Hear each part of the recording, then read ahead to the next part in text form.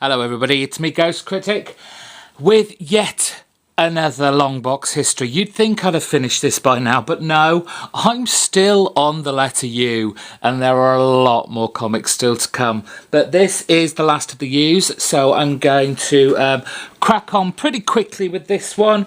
Only 2 titles, but pretty long ones. One still ongoing, which is this one here, The Unwritten, one of my favourite Vertigo series. It started off great marketing ploy for $1. Written by Mike Carey and Peter Gross. It started off in October. Was it October? It says July here. July 2009. And just a great story by Mike Carey with artwork by Peter Gross.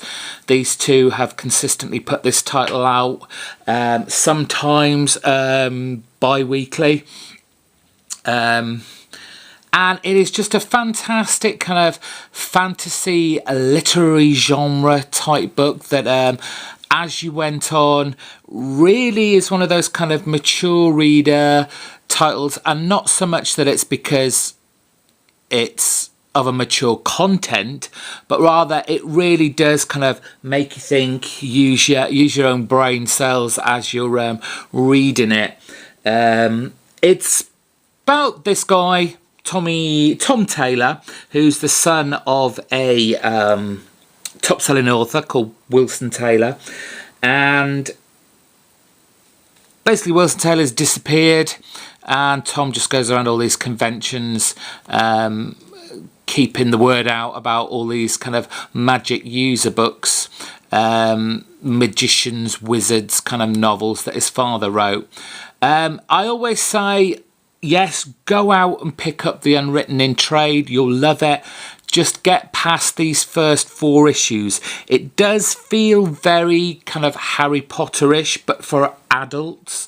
But until you get to this issue 5, How the Whale Became, this is where it all kicks off and where it all gets a bit darker and more dangerous, because we get introduced to this kind of dark cabal who have been using real writers, in this case it was Rudyard Kipling, to forward their kind of propaganda and kind of mould the world as they wish.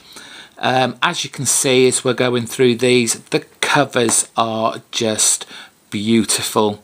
One of the many highlights of the Unwritten series. He takes a trip into prison, gets incarcerated for a while, and you just get Mike Carey. He just kind of draws on all kind of literary stories.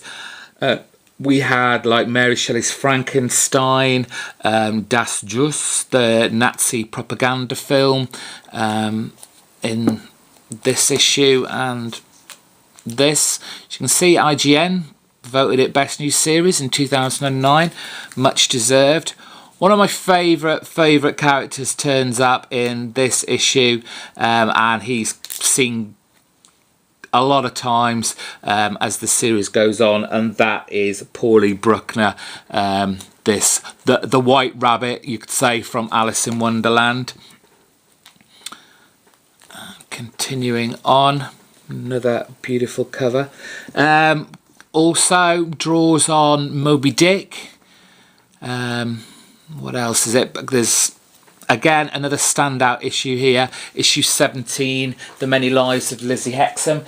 Any of you who remember back in the early 80s those choose your own adventure stories, this was very much like this, like them, and just a great way of telling a story that you can just keep going back to the start and rereading and making up basically your own story as you go along. But you know, Carey and Gross really kept the story together, and it was just a great read. This is where the kind of the Moby Dick storyline started in 19. This is Lizzie Hexam, kind of aide to Wilson Taylor, Tom's father, who kind of knows more than she's letting on.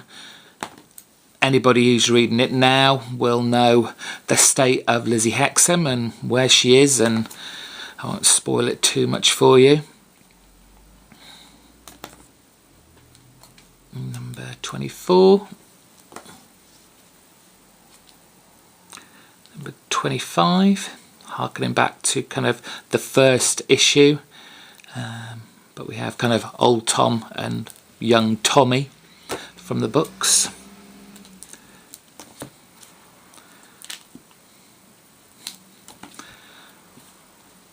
Again, these covers just fantastic, harkening back to the kind of golden age of comics. And then the kind of pulp fiction noir type cover for there.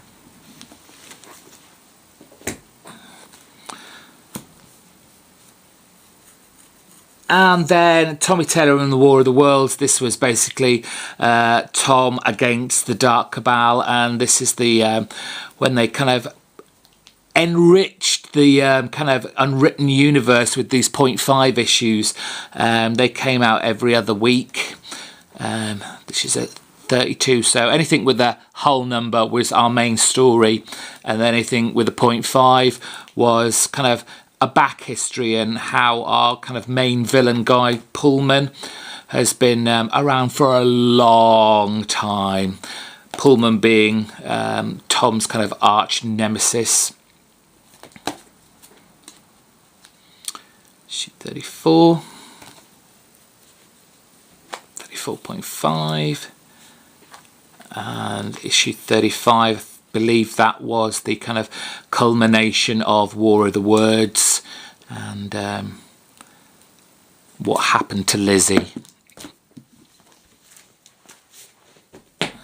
35.5, 36, again harkening back to characters that Carey had used previously, so you've got Paulie Bruckner, the White Rabbit, and the Tinkerer from that Golden Age cover. 37, 38, flip these over now, 39, 40,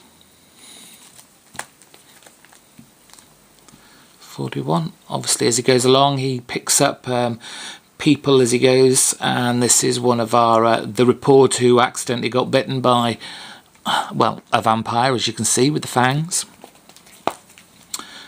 42. This is where we are currently now, 43, with Tom going down to Hades to find a certain person. And this is the last issue, 44. And current series, like I say, go out and pick up the Unwritten. Keep Vertigo alive at least, and keep one of my favourite titles. Finally, for the letter U, we have Uncanny X-Force. October 2010. 37, 38 issues long, written by Remender throughout with a number of artists. The first art, the gorgeous art of Apina.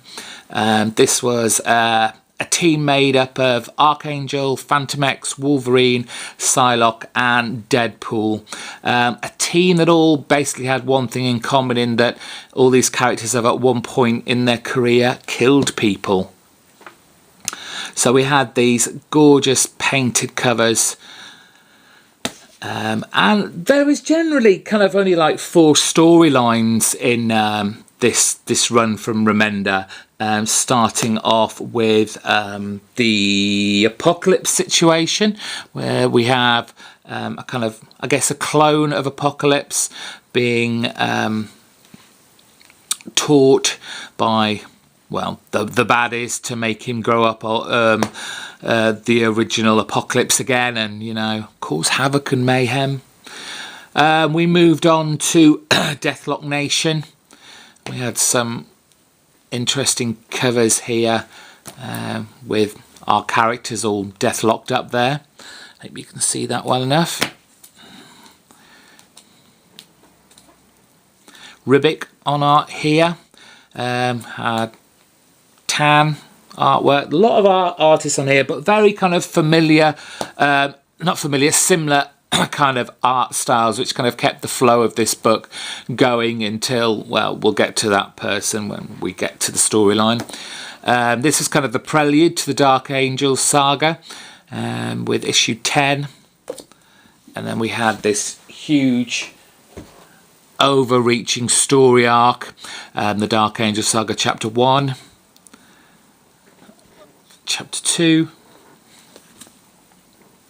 chapter 3, and we kind of went in back to the Age of Apocalypse universe that was kind of reintroduced within Uncanny X-Force, and we got to see some characters that we're familiar with, but with a kind of little twist.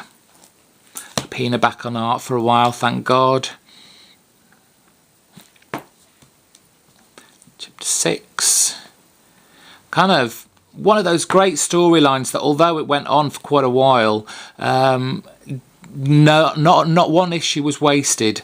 It needed telling this far, 8 issues long. Not like most of the storylines that go on, which kind of make me 4 to 6 issues. Remender really wanted to tell a great story, and he did. Rodriguez on art in this issue, but with a cover there by our grandpa. Enter now the Age of Apocalypse. This was kind of basically an advertisement for the Age of Apocalypse comic that came out soon after.